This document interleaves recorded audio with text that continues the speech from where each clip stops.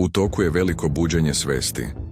Ne trend, ne moda, ne talas koji će proći, već duboka, tiha promjena načina na koji čovjek doživljava sebe, život i svet. Ako imaš osjećaj da se nešto menja, da stari strahovi izlaze na površinu, da ti se iluzije ruše, to nije kvar. To je znak da si u procesu. I važno je da se zna jedno. Ovo je tek početak.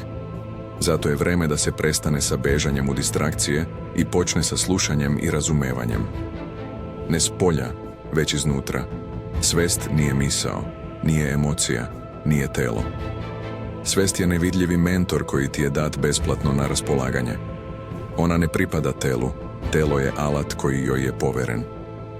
Ako to ne razumeš, živećeš u stalnom konfliktu sa sobom. Sve što postoji, nastalo je iz nevidljivog.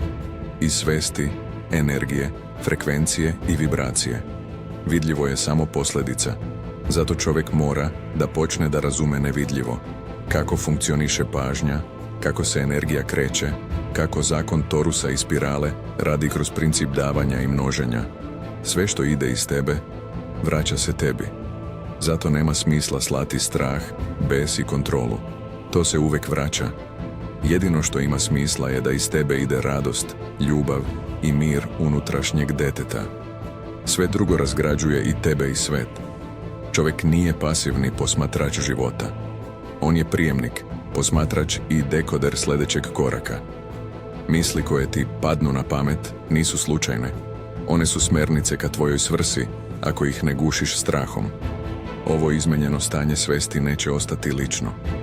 Ono utiče na porodice, društvo i celu planetu. Kolektiv se menja iznutra. Zato je ovo poziv, ne na verovanje, već na razumevanje svesti pre, nego što ona počne da upravlja bez tebe.